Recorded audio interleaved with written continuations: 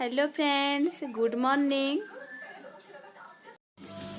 आज आज मैं बनैबी और रसगोला टमाटो खटा। तो से बन कच्चा लंका, अदा पेस्ट, आटा आंब कषि, अदा, धनिया पत्र, खजूर, आ रसगोला, लड्डू, आ किसमिश, आने सोरिष, जीरा, धनिया, पान मधुरी, आउ कला जीरा, आ गोटे सुखा लंका। तो ये मोर कड़ईटा गरम हो गला। मैंने देखिए तेल नहीं कच्चा लंका जिते पंचफुटन नहीं देदेली देखिए ये अदा जो रखी कोरिकी अदा गुराटा देदेली आटा टिके भाजीदेवी ताकू भाजी भाजी टिके भाजी देला मुझे देबे आंब कषि अदा। तो यहाँ को भी टिके भाजीदेवी।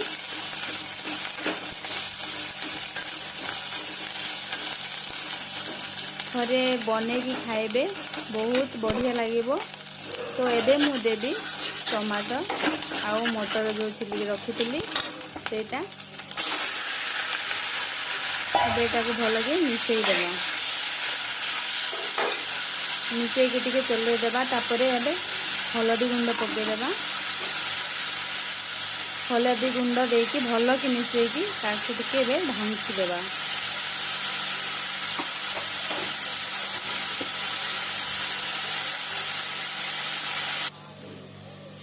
ढांकी तापर एबे हमें टिके लुण पकेवा स्वाद अनुसार। लुण देले कौन हम कि टमाटर जिते पानी थी पानी बाहर की भल कि सीझब से स्वाद अनुसार टिके लुण देकी ताकू भल कि मिसईकी एबे हमें ताकू पुणी ढांकी देवा। एबे देखो टमाटर सीझी गलानी। तो एबे हमें टिके पानी ऐड करवा एथिबे। तो टमाटो खटारे आम टमाटर ये पानी दौचु कि ये खजूर पड़ो खजूर पानी टाणब से। तो ये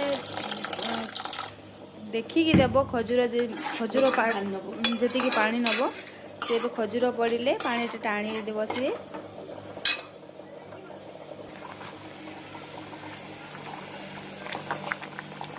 एपटे बसी कौन बस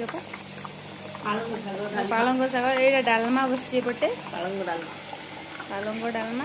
आउटे देख रसगोला खटा ये आम खजूर देदेबा किसमिश देकी मुझे किसमिश पकेली। तापर खजूर गोटे गोटे करी पकेदेवा भल के। एबे टमाटर जिते पानी थी ताकू ये शोषी नब शोषी दब।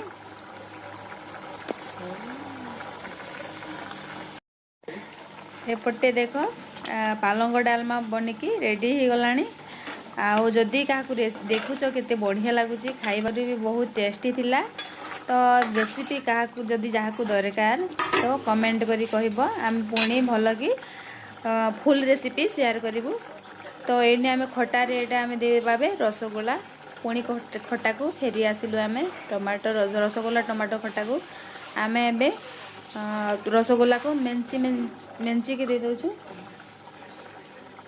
नड़िया कोरा रसगोला और लड्डू तीनटा को ए मेंची की सबू पकईदेवा खटा उपरे। आउ पुणी ढांकी देवा। देख ढांकी तापर एबे आमे लड्डू की देदेबा। लड्डू पर एबे आमे ता उपरे धनिया पत्र सॉफ्ट कर देबा। तो धनिया पत्र रे फ्लेवर बहुत बढ़िया आसे। आमको बढ़िया लगे आपण मान केमिति लागिबो कहब। तो तमे बनैकी खाइब। एटा कौन ना कोरोना टाइम चली मुहर स्वाद बिगड़ी जाए। तो खाइब बनैकी बहुत टेस्ट लगे। जहाँ ज्वर हो देव।